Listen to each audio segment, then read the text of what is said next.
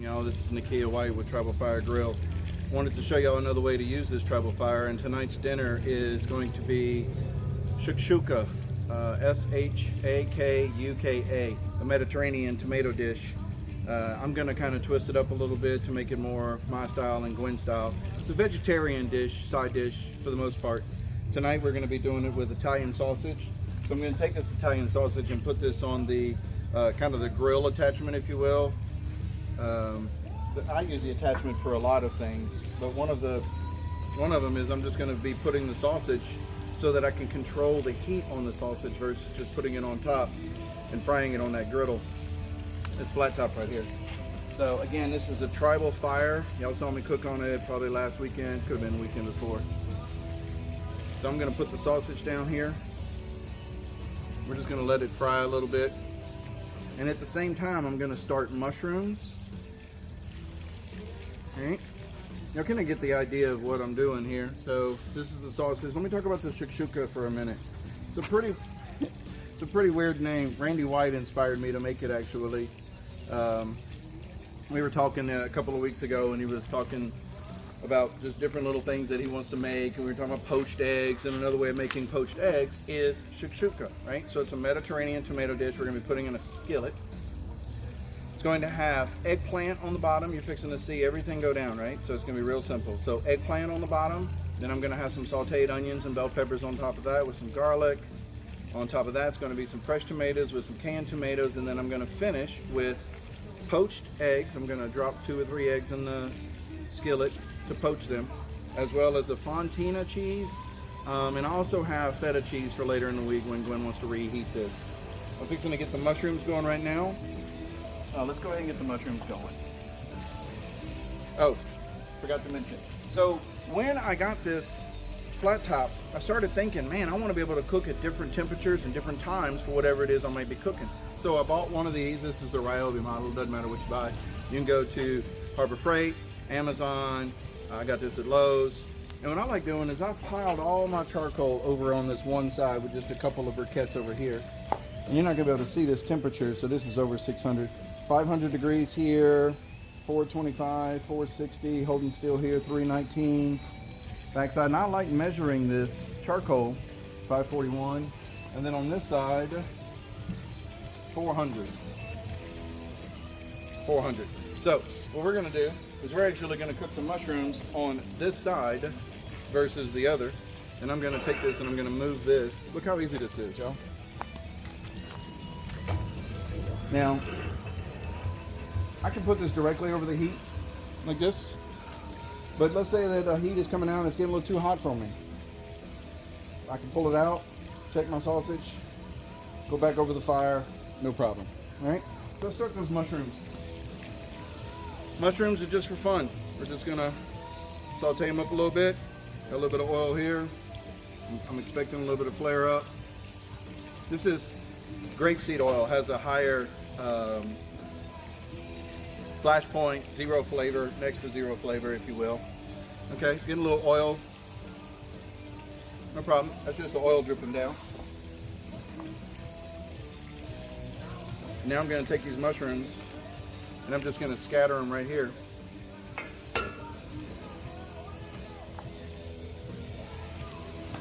There's a lot more mushrooms in this bowl than I expected. Okay, I'm going to come back with some salt and pepper on those in here in a couple of seconds. I can take this now and I can swing this back over the fire. Since the fire went down, right? Let's see how this is working. Now that's sitting directly on top. It can't get any hotter than that. That's pretty warm right there. And now I like sausage to actually go low and slow. So you see how it's already crisping up? So I am actually going to raise this. I'm just lowering it and raising it just to show y'all the differences in what I can do with this. But what I'm going to do now, let me put this down. I'm actually going to flip these sausages because I like them to be kind of a lower and slower. I don't like my casings to pop. I already got this popping out of the end over here.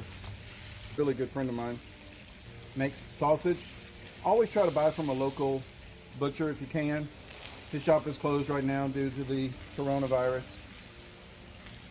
So I had to go to a local store and get that.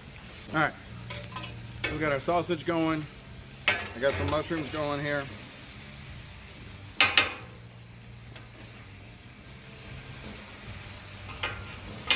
Just gonna take them and flip them over once or twice.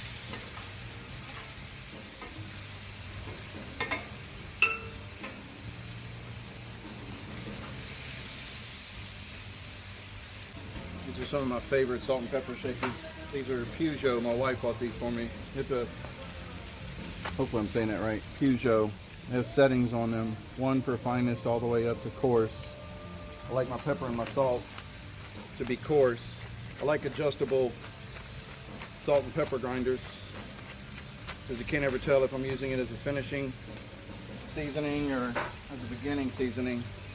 So again, this is coarse sea salt. Probably pink sea salt, knowing me. Golly, you should smell that pepper. It's coming off of there. All right, so what's the next piece? We're gonna let these go for a couple minutes. And one of the things I like about this is that you do not have to be a professional cook. I am no professional cook whatsoever. I like trying new meals. I like trying new things out. My wife being a vegetarian makes it a little fun for me. Yes, the sausage is for me, not for her. That's just a local Italian sausage. I figured it might fit kind of the meal I was going with, the flavor profile I was going with. So we got the sausage going.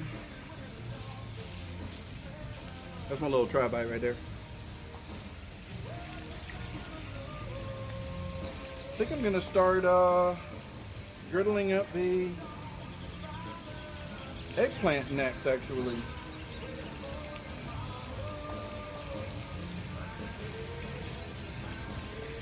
So this is eggplant that I pre-sliced. Got some oil, salt and pepper on it.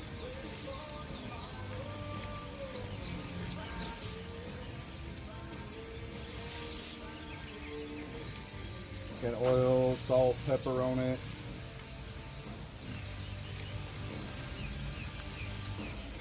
Just getting a little crust on it, because I'm actually gonna put it in the pan, in the skillet, excuse me.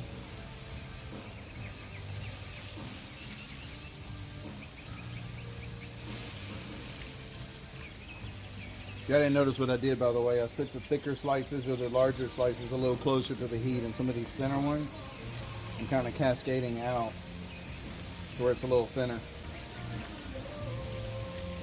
Yep, crisping up again. So I'm gonna swing this off the heat. Come on this side so y'all can see with me. Some good color. Might actually lean these up a little bit.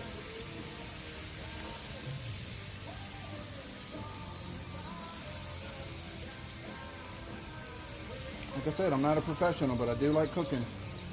So I'm actually going to slow that down a little bit so everything can get finished at the same time. And only what I mean by slow it down is I'm just going to take it directly off the fire and I'm going to let it hang out over here.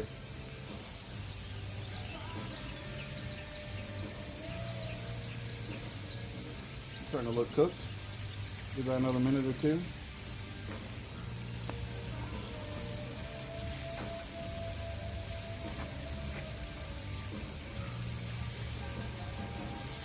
Let those brown up a little bit more. This is the first one I'll put down here. Oh yeah, that's toasting up nice. All right, when you're out here in your one-man camera crew, cooking crew, you got to take a couple breaks in between. Got the mushrooms going. Swung the sausage off to slow it down a little bit, the cooking process. I'm crisping up the bottom eggplants. Okay, fixing to pull these mushrooms off. They're looking good to me. I'm liking them. Gwen's gonna love this meal. I'm telling you, it's gonna be so good. All right, so the next thing I got going down is I got a skillet with some grapeseed oil in it again. I'm gonna set it on top of the fire. I'm going to start lowering the temperature, by the way, and all I have to do that is just shut down these intake dampers a little bit.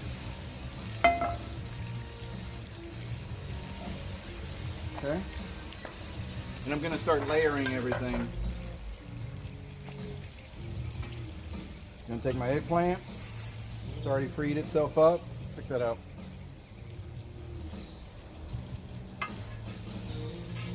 Didn't take long. I was a little toasty. This is why we're flipping them over. It's because I want some of that caramel flavor to be inside the meal versus just on the bottom. And then the bottom is also going to get crispy. Man, these look good, y'all.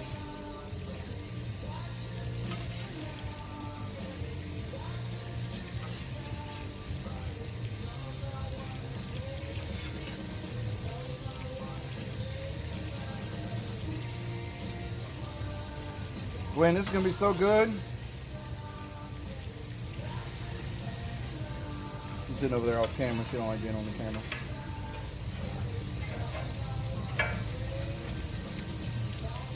Okay. Let that go. Next thing, yes, I am cheating. I did plan on slicing some onions real thin, but I tell you what, store's crazy, man. They didn't have any. So I cheated.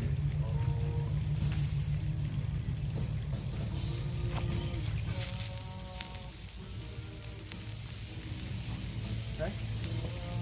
You know what a good idea in the future is, I think I'm going to start doing? Instead of putting that oil first, you see how I did that? I tried to put the oil so it wouldn't stick to the flat top, but then a lot of it runs in the middle because it does have a little slope to it. I think I'm going to come back and pour it on the outside, let it slowly work its way on the inside of the onions. I think I just kind of made that step up, by the way. This is already frying. Y'all need to see this.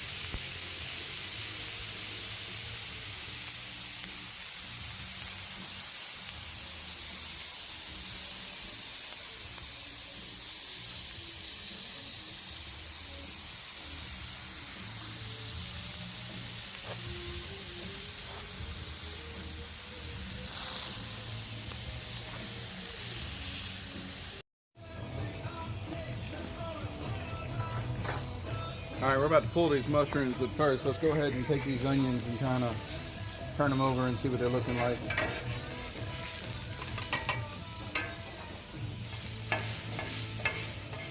Yep, don't take long, I'm telling you, on this travel fire.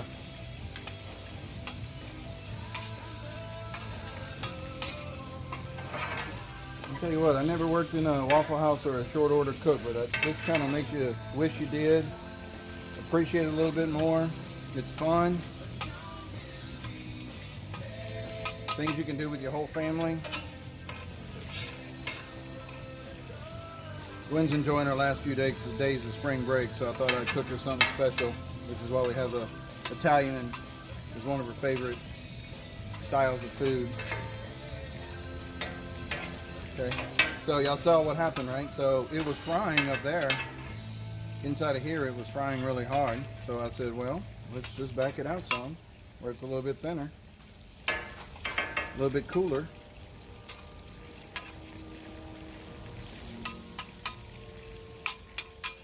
Let's get them mushrooms off.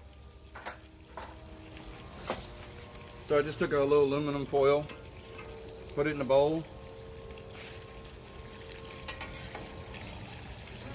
If I had a little bit of butter out here, you could put a little bit of butter.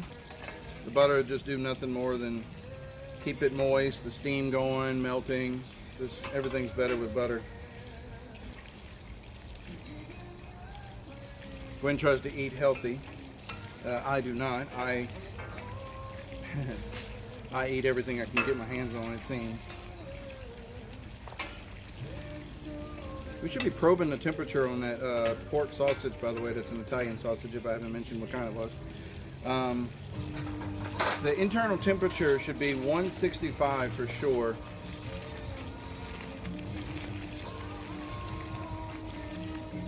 (165) is what I'm looking for. Check this out. I'm gonna keep that sausage warm. Those mushrooms warm right there. You have to bear with me on my pseudo table. My other tables are in my barbecue trailer, and I didn't expect to be stuck at home and away from my parents and family. I keep my barbecue trailer at my dad's house, so he's taking care of it for me. Okay, we're gonna need a little bit more cooking on this. That was 120. I can see that one's red. 120 as well.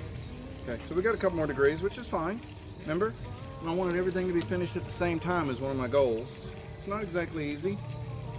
Let's see if we lower this a little bit. I could stick it on the griddle if I wanted, but remember we talked about earlier that I shot this and this was around 500 or 500 plus degrees. Over here, I might set it over here in a little bit, just to kind of fry up that skin a little bit. But I like how crispy it's looking. It's looking real thick. The juices are staying inside, so I like the way it's cooking, the speed it's cooking at right now. Fixing to drop the onions, tomatoes, and other things in the shakshuka. So let's see here, what's next? Let's go ahead and get the, told y'all this is real. I'm, you know, not an excellent cook. I'm not the best cook. I love cooking.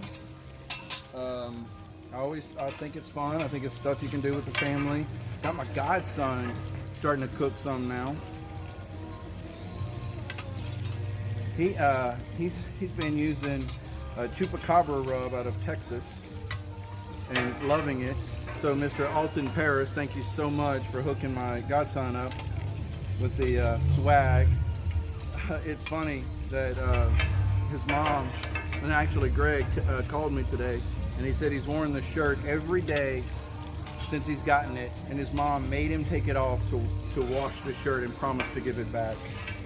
That's just tells you how much he's actually starting to enjoy this cooking. So I'm just going to spread this out. Okay. They're definitely soft enough for me. We got some salt and pepper going in there already. And I'm actually taking this whole can of tomatoes, whole peeled tomatoes. Marzano actually is the style of tomatoes I always try to cook with. Okay. I don't know, it sounds fancy. No, they're thicker. They're, see how plump they are? They're kind of bigger, a little bigger than a Roma tomato, but similar.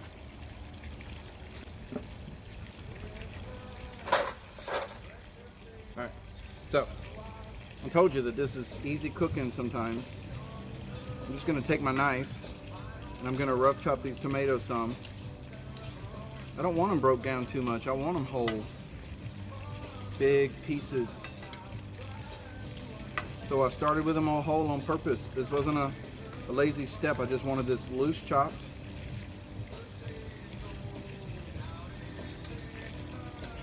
Okay. Now, we all eat with our eyes first, right? So that's starting to look pretty good to me.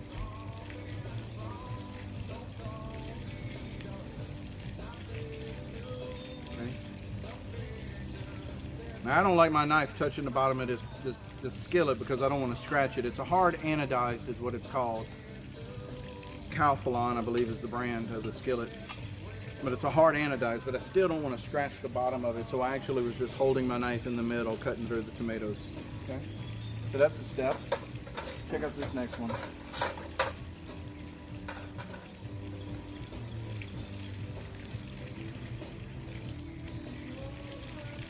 Look at these peppers. I'm going to sprinkle these peppers over.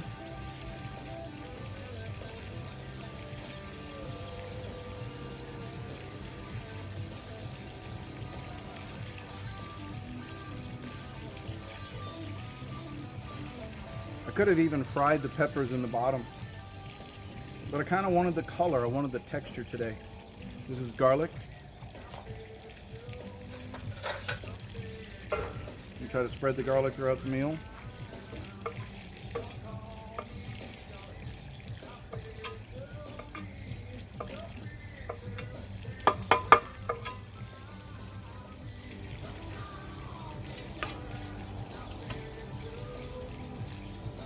Okay.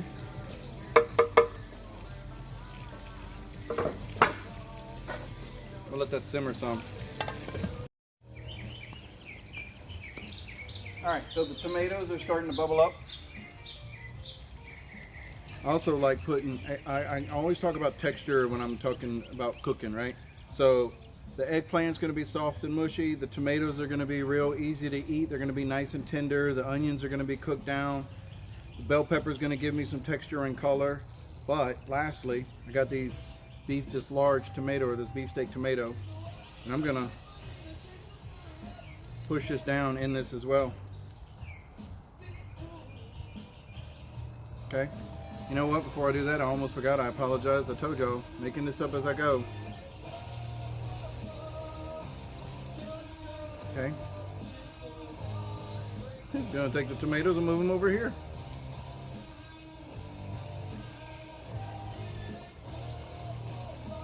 This is real life.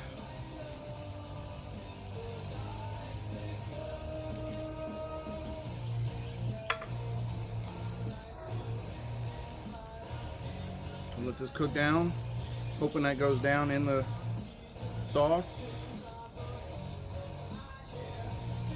Nice and tender, and then we're gonna plop a couple of eggs for Gwen and I in there.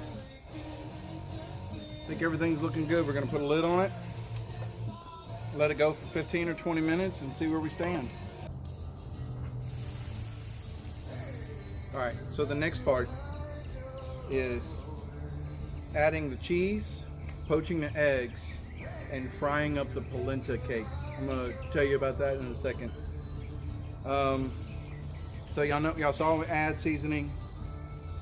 I put it back on the fire a little bit just to get a little more bubbling going. I think the charcoal might be dying a little bit, but it's looking really good. I'm gonna actually add the eggs like 5 minutes, probably five to 7 minutes before we eat. So actually I think I'm first gonna go with cheese.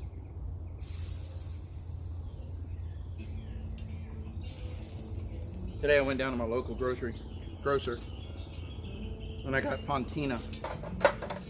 Fontina is kind of a, I don't know, it's like a mock Swiss. Creamy, a little nutty, but not very much. God, it's so good.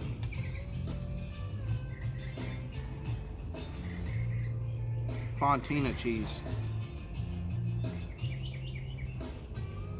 Love shopping at our local grocer. Ours in Louisiana is Rouse's. We don't have a lot of choices in down here like we had in Dallas. The Dallas area just had a ton of stores, but I'll check that out. So I'm actually doing half on purpose because we're gonna heat up the second half tomorrow. Uh-oh, little straggler. Man, so good. Okay. That can melt on there for a little while. Check this out though, the next step. Okay? So I'm gonna take us a little bit of butter, Pam.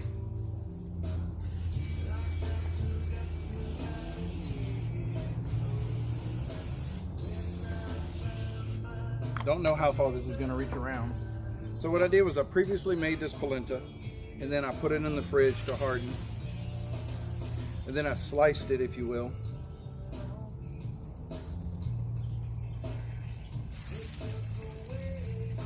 I'm gonna show you all this in a second. Check this out. Watch. Setting that down.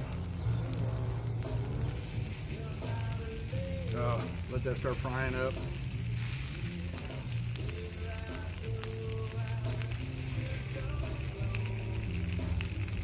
It's gonna be good. I made this today, so it doesn't take long to harden up. A little bit of that flavor and grease is going to get in that polenta.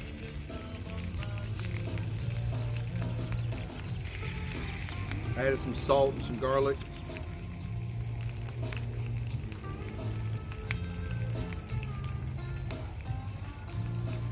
That's it right there. I'm also going to toast up this bread. Gwen buttered it up for me.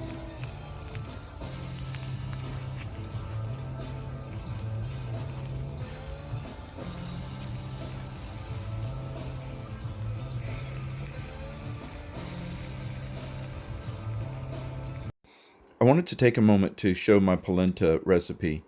This is me stirring it up in a pot, and I'm looking for a certain consistency, essentially where it's balling up and coming away from the wall of the pot. Shows me that it's cooked, that it's firm enough, and that it's ready to go. I'm going to pour this in the 8x8 that I have lightly oiled with grapeseed oil. You can use any oil you like. But what I'm trying to do is I want this to firm up into a flat, thin cake so that I can slice it later and put on the griddle, on the tribal fire grill. I'm also going to use a spoon that you're going to see me coat with a little bit of water just to help the polenta from not sticking. Polenta is nothing more than grits, rough ground grits. So if you were to use polenta, you can make it in so many different recipes. What I have is 3-to-1. 3 cups of water, 1 cup of polenta, 1 tablespoon of salt, 1 tablespoon of garlic, and 1 heaping tablespoon of butter. Butter makes everything better, in my opinion. So here I am smoothing out the polenta that I'm going to later cut up and fry on the griddle. I like preparing my work as much as I can. So this is me just firming up the polenta for cutting up and frying later.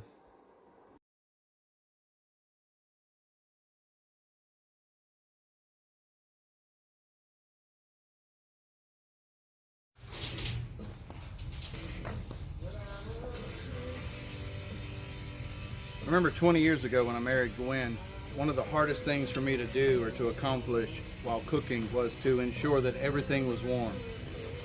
She could get some warm gumbo, the soup that we make down here in Louisiana, but everything else would be stone cold. She could get some warm jambalaya, but again, everything else that she ate was stone cold. So another one of the things that I like about the Tribal Fire Grill is that I can set everything. I'm getting better, by the way, at keeping foods warm, but I can set everything on top, out of the way, relatively keeping it warm. Let's check this bread, by the way. You know the bread doesn't take that long. Golly, y'all, look at that. Toasting up just perfect. I'm gonna give it a couple more seconds on the inside, but man, that is toasting up really nice. Check out this polenta. I'm telling you what, I'm gonna swing this out the way for y'all. Another one of the neat things about the Tribal Fire Grill. Look at this. Again, nothing more than grits, chilled, sliced, made them into little sticks, and now I'm frying them on a griddle. This is so gorgeous, y'all. So much fun, so much fun. Cheers. Salud. All right, we're almost done. I did the 3rd flip on the polenta. I'm fixing to drop the eggs in.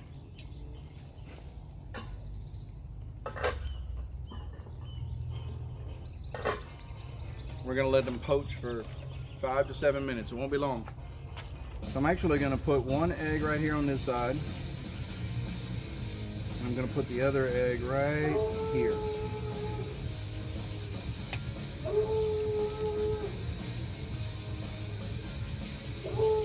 One down.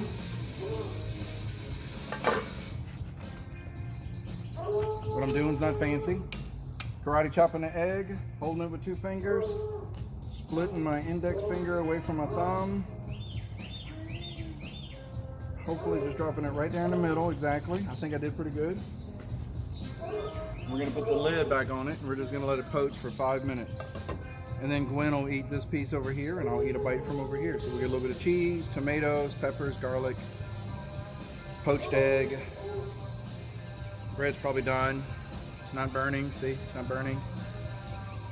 Polenta needs 1 more flip. Let's see how this is looking.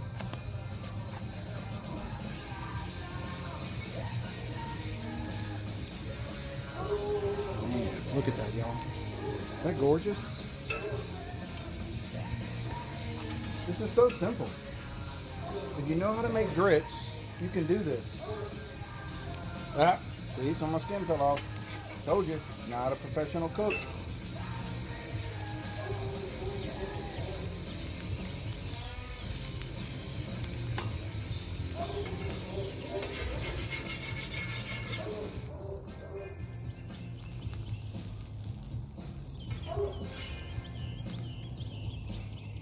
That one flipped over on me. That one flipped over on me. That's it right there, y'all. I'm gonna let these three eat for 5 more minutes while the eggs finish up. Notice I'm pulling them away from the center. The heat is vortexing out, if you will. So no matter where I put the charcoal, it always seems to be a little warmer on the inside than it does on the outside. So it's always probably 100 degrees warmer here than it is on the outside. Look at those eggs already. You'll see them skinning up. That one side skinning up.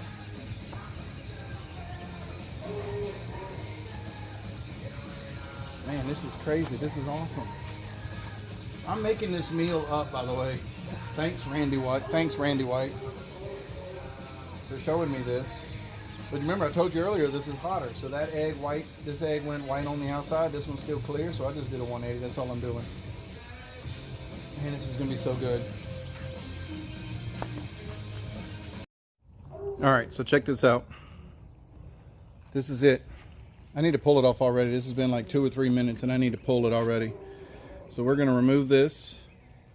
We're gonna set it over here for a second. Just a slow roll. Sorry. Just a slow roll. Man, I just had to slow it down. Look at those eggs already, y'all. Fontina cheese is completely melted in. And now we're fixing to pull off these polenta cakes. I know they're not all perfect. They don't need to be perfect. This is a homegrown meal for Gwen and I, made on the Tribal Fire Grill. You can find your Tribal Fire Grill accessory or the whole kit at a couple of websites. Tribal Fire Grill is going to be one of them. And we're actually going to be announcing some exciting news in the near future. But I just want to let you know that you can go to tribalfiregrill.com or Google it, like all the rest of us, and find this awesome accessory to put on top of your drum. So this is Nakia signing out. That was Shakshouka, Italian sausage, a little sauteed mushrooms, and fried polenta cakes. That's what we're having for dinner.